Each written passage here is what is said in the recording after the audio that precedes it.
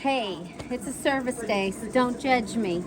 I came out here to help Catherine because she wants to make a substitution in a quilt block. And we thought that you guys might want to see how we get that done. So here we are. Come with me.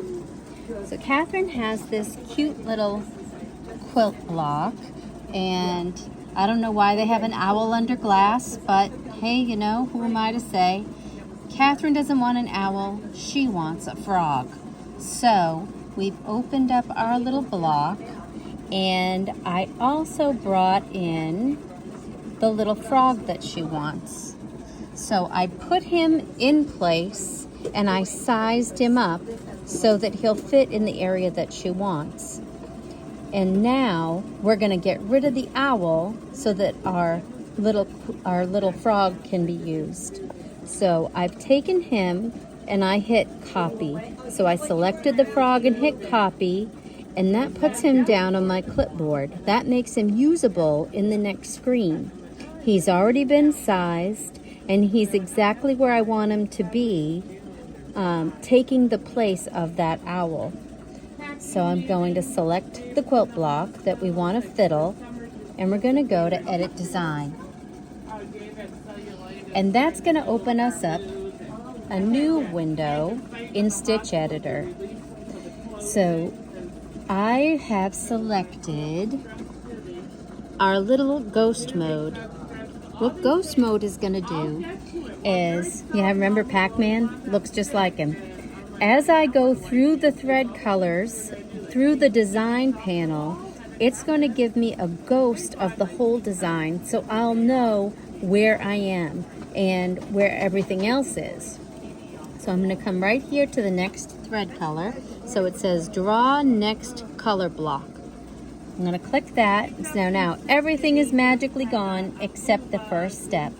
So if I look in the design panel, color 1 is selected. That's the only thing that's really there right now. So I'm going to just click through the design colors. So that's a tack down, a placement, a tack down.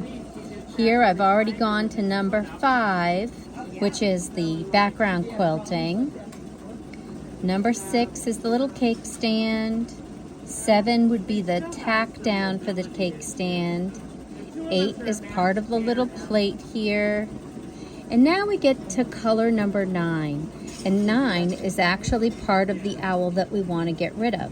So instead of keep going one at a time, now I'm going to select the colors in the design panel, and I'm going to build my little owl so that I know what colors to get rid of. So 10 is his little belly, 11, the tack down, 12 is the stitching, 13, nope, I don't want 13, that's part of the cake plate. 14 is also part of the plate. 15 is part of the plate. Let's see, 16. Oh, that's his eyeballs. I want to get rid of those. And 17 is also part of his eyeballs. So all of the colors I have here are pieces of that owl that I want to get rid of. Everything else is grayed out. It doesn't count. So when I hit select all visible, it's going to select these colors here that I want to get rid of. So I'm going to come up here to select all visible. And if you look at the owl, he's got a little box around him. It has selected all of these colors from my design panel. And I'm just going to click. Oh wait, before I get there, when I put in the frog as a substitute, I know that I want all of the frog stitches to happen after step 8. So I'm going to take these out and I'm going to add the frog, and then I'm going to move those thread colors up to start at number 9. So I hope that makes sense. If you take a piece out and you want to substitute a piece, if I add the frog at the end, it's going to be over the cake plate. Sometimes the steps are important in your design when there are layers to it. So we know, and we're making note of the fact that I take out the owl, I have to put the frog in the same place for the design to work. I hope that makes sense. I think that's oftentimes where people go wrong with making substitutions like this. The steps are important, so I have to put him in the right place.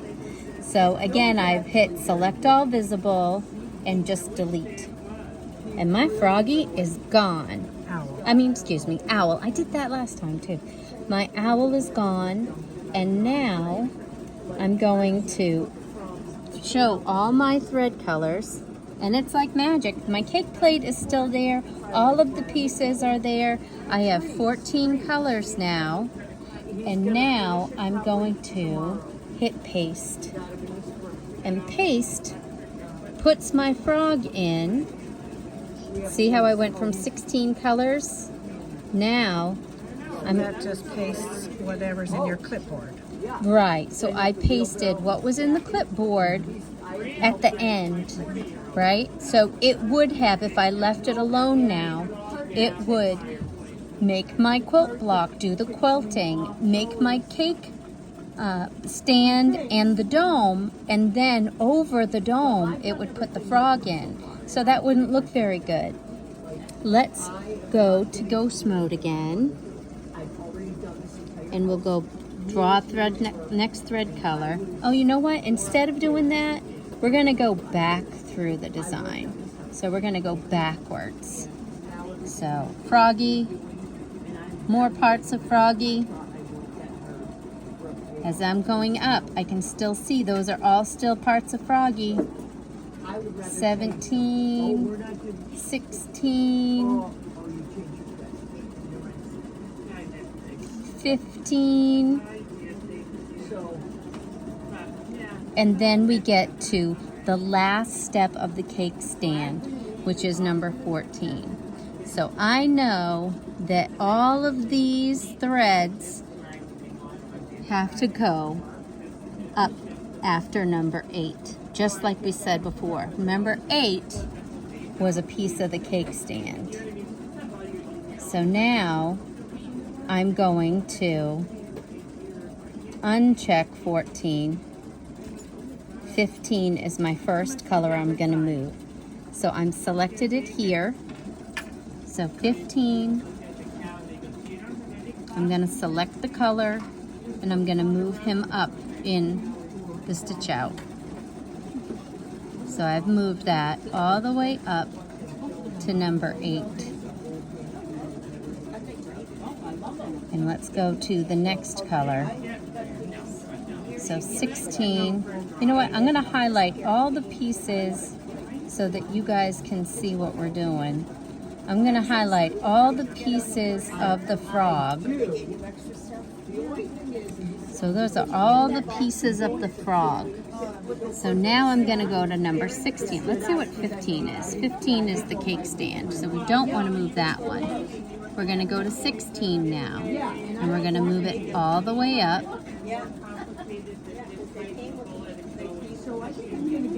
To number 10. Now let's go to the next one.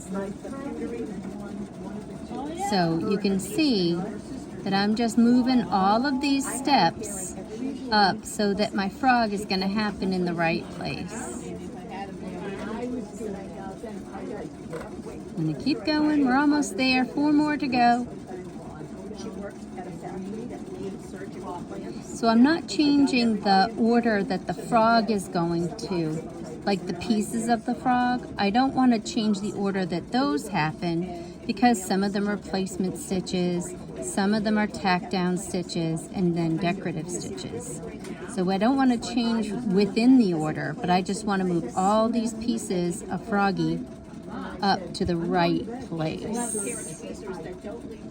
And that should be the last one.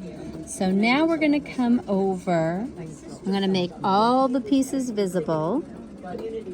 And I can see my cute little froggy under glass. I'm going to go back to ghost mode because now I want to check and make sure I didn't make any mistakes. And then I'm going to click through the design again.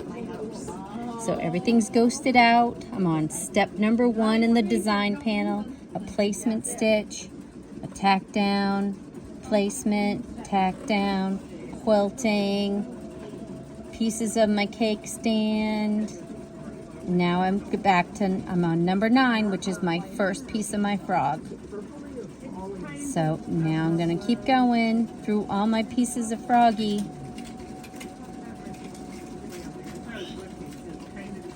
Let's see. And now it's finishing the cake pan, right? So now I'm doing the dome, right? So my frog is complete before I put the dome on top. So of course she's going to use a piece of clear vinyl to go over so it looks like a glass plate. And he will be inside. We don't want to splat Froggy on the outside of the dome. All right, so, and then that's it, guys. Then she finishes her little design and everything is there. Now we can go to modify and stitch optimize. Let's see, it took out 596 unnecessary stitches. And now I'm going to hit File and Export. I'm going to export my VP3 to her cute little thumb drive here. And we're going to call him Froggy Under Glass. And export. And now he's going to stitch out perfect. And he will not look like a demonic little froggy with half an owl head, because that's just creepy. So I hope you all enjoyed this. Give us a thumbs up. Give us any questions. Share, share, share. And I think that's all I have to say about that. Keep stitching. Thank you, Beth.